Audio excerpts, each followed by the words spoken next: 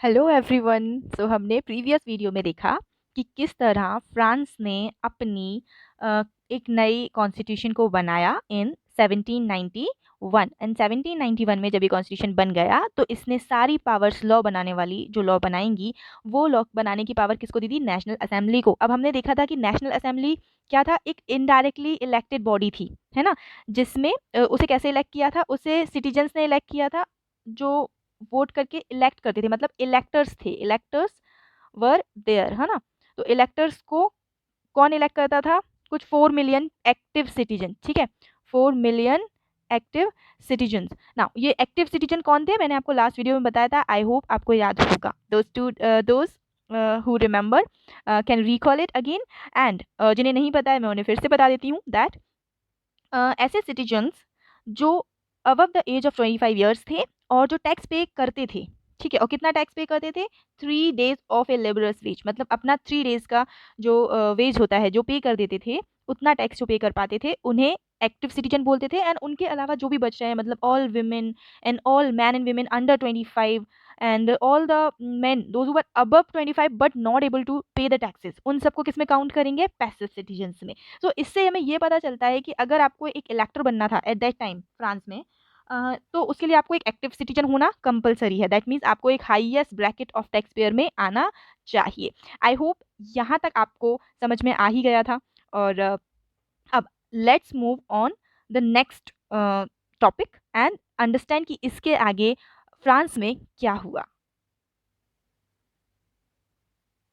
Okay, सो जैसे ही constitution बना, constitution ने एक डिक्लेरेशन की, declaration of the rights of man and citizen. जो सिटीजन है और मैन है उनके राइट्स के, right of man and citizen, इनके डिक्लेरेशन किया गया, इनके राइट्स का। एंड राइट्स सच एज, कैसे कैसे राइट्स वहाँ पे दिए गए? Right to life, freedom of speech, freedom of opinion, equality before the law were established as natural and inalienable rights. That means freedom of speech है, बोलने का है, अपनी ओपिनियन एक्सप्रेस करने का जो राइट होता है वो। एंड लॉ के सामने वी ऑल आर इक्वल, इस तरह का जो लॉज हुए थे, जो इस तरह के राइट्स थे, इन्हें नेचुरल राइट बोला गया। That means they can not be taken away, उन्हें छीन नहीं सकता कोई। ओके, सो इन्हें नेचुरल और इन एलिनेबल राइट्स बताया गया। ना that is the belong to each human being. इसका मतलब क्या हुआ कि वो हर एक ह्यूमन बीइंग को मिलेंगे बाय बर्थ, ठीक है, and could not be taken away. It was the duty of the state to protect each citizen's natural rights. और अब ये स्टेट की ड्यूटी थी कि जितने भी सिटीजन्स हैं उनके राइट्स को, उनके नेचुरल राइट्स को प्रोटेक्ट किया जाए। I hope it's clear to you. चलिए आगे देखते हैं। ओके, तो अब तक हमने देखा कि फ्रांस जो था वो कॉन्स्टिट्यूशनल मोनार्की बन गया था, बिकॉज फ्रांस में एक कॉन्स्टिट्यूशन भी था और मोनार्क भी था। लेकिन फ्रांस ने आगे चल के मोनार्की को एबॉलिश कर दिया and it became a republic. तो लेट अस सी कि फ्रांस ने मोनार्की को क्यों एबॉलिश किया एंड कैसे एबॉलिश किया एंड वो रिपब्लिक कैसे बना। Let's see. The situation in France continue to be tense during the following years. जब कॉन्स्टिट्यूशन बना उस टाइम पे फ्रांस की सिचुएशन जो थी तब भी थोड़ी टेंस्ड चल रही थी, मतलब लोगों के बीच में प्रॉब्लम्स क्रिएट हो रही थी। हालांकि जो लुईस 16 थे, he had sign the constitution, उन्होंने कॉन्स्टिट्यूशन को मान तो लिया था, जैसा हमने अपनी प्रीवियस वीडियो में देखा था कि उन्होंने कॉन्स्टिट्यूशन को एग्री कर लिया था और कहा था कि मैं अपनी कुछ पावर्स को लिमिट करने के लिए रेडी हूँ। लेकिन he entered into a secret negotiation with the king of Prussia. Well, France के जो लुई 16 थे वो थोड़ा डर गए थे, इसीलिए उन्होंने कॉन्स्टिट्यूशन को साइन कर लिया। बट अंदर ही अंदर उन्हें इस बात का डर सताया जा रहा था कि अगर उनकी सारी पावर्स उनसे छीन ली जाएंगी तो it is a kind of insult for him. And that's why उन्होंने एक सीक्रेट नेगोशिएशन किया किंग ऑफ रूशिया से, जो एक नेबरिंग कंट्री के जो रूलर्स थे उनसे भी फ्रांस जो था वो सीक्रेट नेगोशिएशन करने लगा था। अब इन जो नेबरिंग कंट्रीज़ ने फ्रांस के साथ ये सीक्रेट नेगोशिएशन क्यों किए? बिकॉज इसका रीज़न ये है कि जो रूलर्स थे नेबरिंग कंट्रीज़ के, दे टू वर वरिड, उन्हें भी टेंशन होने लगी थी। किस बात की? इसी बात की कि फ्रांस में जो डेवलपमेंट हुआ है, दैट मीन्स फ्रांस में जो लोग अवेयर हुए हैं और वो किंग की पावर्स को कम करने लगे हैं, कहीं ऐसा ना हो कि ये आगे चल के हमारे सिटी हमारे कंट्री में भी ऐसा ही होने लगे, हमारे यहाँ के जो लोग हैं वो भी ऐसे ही कहने लगे कि किंग की पावर कम होनी चाहिए। एंड देयरफॉर जो नेबरिंग कंट्रीज थे, जो नेबरिंग किंग्स थे फ्रांस के, तो उन्होंने भी क्या किया, उन्होंने ट्रूप्स को सेंड करने का डिसीजन ले लिया। तो उन्होंने ये डिसीजन क्यों लिया, सो दैट ये जो सिंस द समर ऑफ 1789 जो केसेस हो रहे थे, जो रिवॉल्ट हो रहे थे, उन्हें दबाया जा सके। वेल, ऐसा होता कि ये जो नेबरिंग किंग हैं वो असेंबली को हटा पाते, उससे पहले ही नेशनल असेंबली ने 1792 में एक वॉर डिक्लेयर कर दी against Prussia and Austria. As I have already told, Austria France के किंग के साथ था, बिकॉज फ्रांस के किंग की wife was from Austria, she was the princess of Austria. Okay, चलिए, तो प्रूशिया और ऑस्ट्रिया पे अटैक कर दिया गया, उनके अगेंस्ट वार डिक्लेयर कर दी बाय नेशनल असेंबली। नाउ इस वॉर में क्या हुआ, thousand of volunteer thrown from the province to join the army. So जब इन आर्मीज ने फ्रांस पर अटैक करना स्टार्ट किया, तो thousand of volunteers from the province join the army, और वो जो अटैकिंग किंग्स थे उनसे लड़ने लगे। For them they saw the war as it was a war between people and the king, the aristocrats, and that's why उन्होंने पूरे एंथुसिज्म के साथ उस वॉर को फाइट किया।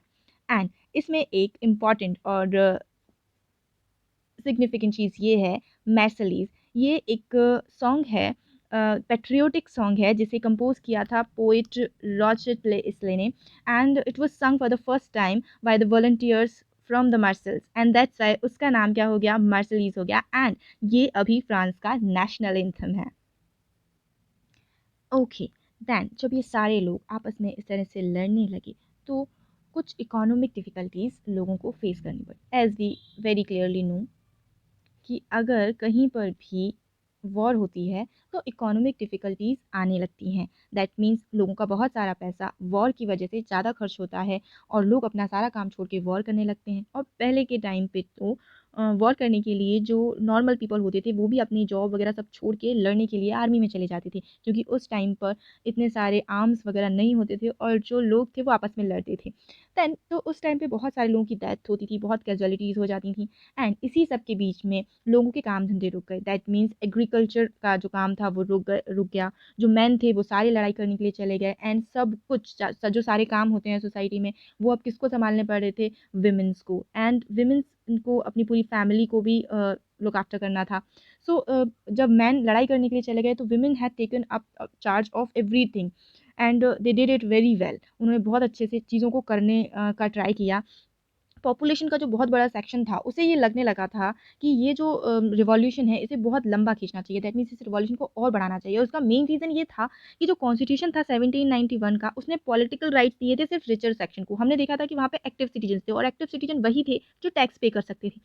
तो ये एक तरीके का एक रॉन्ग डिसीजन था, बिकॉज सारे के सारा जो सेक्शन था, जो थर्ड स्टेट के सारे लोग थे, उसको उसमें इंक्लूड नहीं किया गया था, एंड दैट्स वाई उन्हें लगने लगा कि अब इस रिवॉल्यूशन को और ज़्यादा लेके जाना चाहिए और इंक्रीज़ करना चाहिए, जिससे हमें अपनी पावर्स जो हमें मिल नहीं पाई थी कॉन्स्टिट्यूशन में वो मिल पाएँ।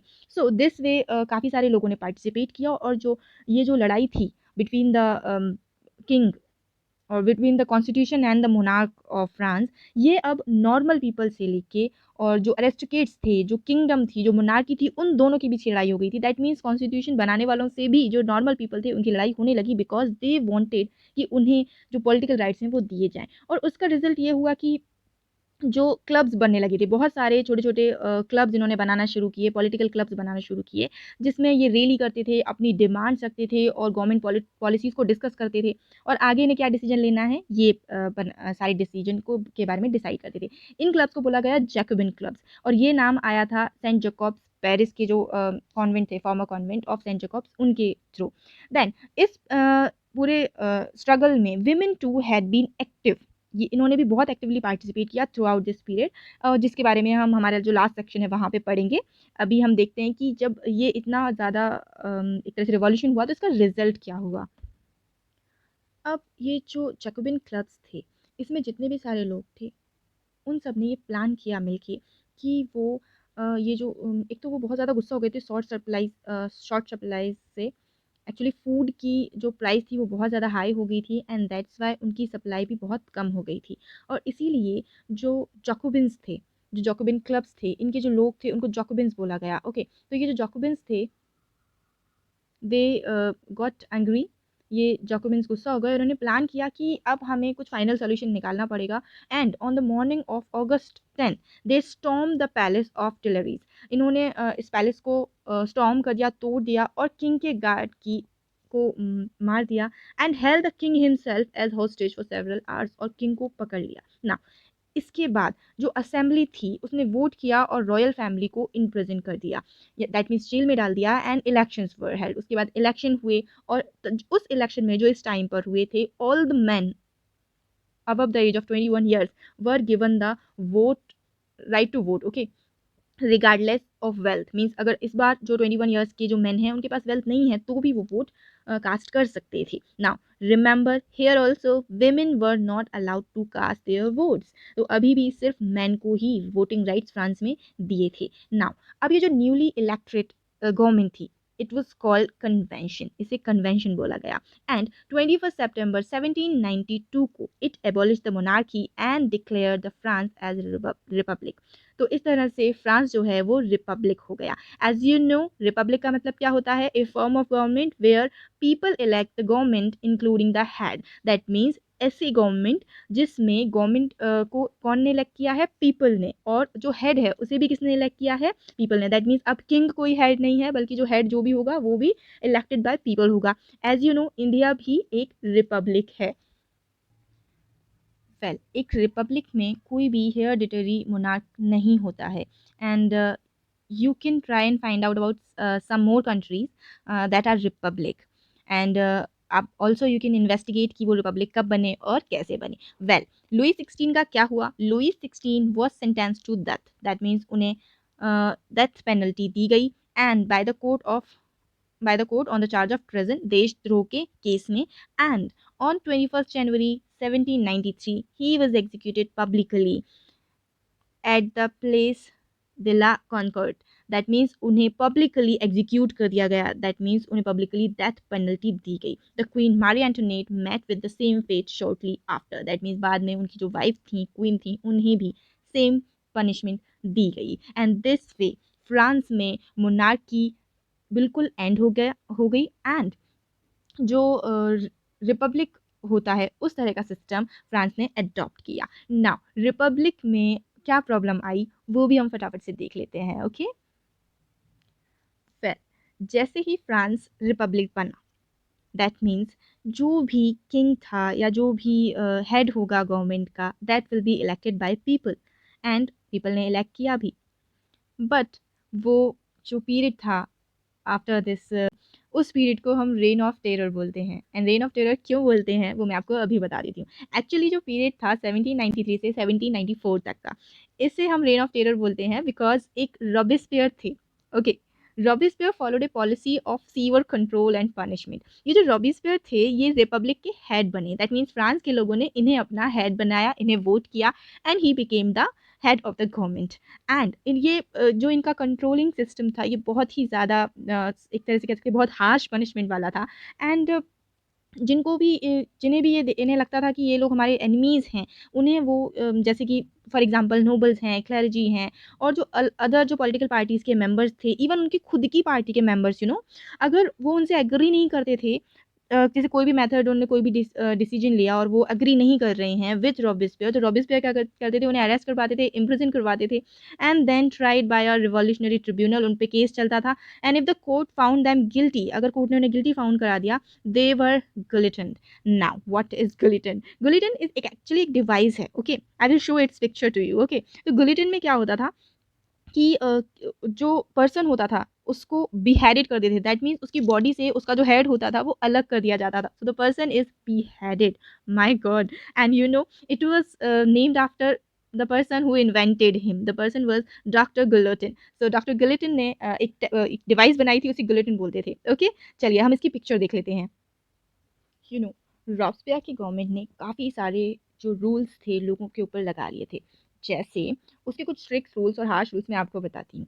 जैसे एक फर्स्ट रूल है कि जो रॉब्सपियर था उसके रूल में जो मैक्सिमम सीलिंग लगा दी थी उसने वेजेस पे एंड प्राइस पे, that means fix salary and fix price, इससे ज़्यादा सैलरी किसी को नहीं मिलेगी, इससे कम किसी को सैलरी नहीं मिलेगी, और हर चीज़ की प्राइस जो थी वो फिक्स कर दी थी। And you know meat and bread were ration, that means meat और ब्रेड की एक अमाउंट फिक्स कर दी गई थी कि आप इतना ही यूज़ कर सकते हैं। And peasants were forced to transport their grains to the cities and sell it at prices fixed by the government. That means peasants अपना जो ग्रेन है वो मार्केट में तो ला सकते हैं, लेकिन एक फिक्स प्राइस पर भी ही उनको बेचना पड़ेगा। ओके, एंड आपको एक और चीज़ बताती हूँ। यू नो जो एक्सपेंसिव वाइट फ्लोर आता था वो फॉरबिडन था, दैट मीन्स कोई उसका यूज़ नहीं कर सकता था। सारे सिटीजन्स को, चाहे वो अमीर हो या गरीब हो, उसे पेन द लाइट लोफ होता है जो होल व्हीट से बना होता है, वो इक्वलिटी ब्रेड जिसे बोलते हैं, उससे खाना पड़ता था। यू नो इक्वलिटी को इतने अच्छे से प्रैक्टिस करवाया रॉब्सपियर ने, दैट लोगों को बोलने में भी लोगों को बहुत ज़्यादा ध्यान रखना पड़ता, दैट मीन्स पहले जो ट्रेडिशनल टाइम पे फ्रांस में सब लोगों को जो मैन था उससे मॉन्सियर और मैडम, जो विमेन थी उनको मैडम बोलते थे, लेकिन अभी रॉब्सपियर के रूल में सभी सिटीजन्स थे उनको सिटोयन और सिटियन बोला जाने लगा। That means it was compulsory कि वो सर और मैडम नहीं बोल सकते हैं। आपको पता है चर्च को बंद कर दिया गया था और उनकी बिल्डिंग्स में ऑफिसेस बना दिए गए थे। He was very very strict, you know.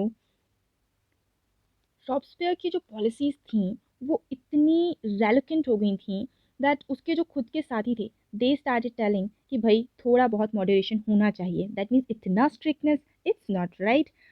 और इसी वजह से finally he was convicted by a court. Robespierre पे केस चलाया गया, उसे कोर्ट ले जाया गया एंड अरेस्टेड, उसे अरेस्ट करके next day send to the guillotine. That means जिस गुलेटिन से वो इतने सारे लोगों को पनिशमेंट दे रहा था, उसी गुलेटिन मशीन से रॉब्सपियर को beheaded कर दिया गया।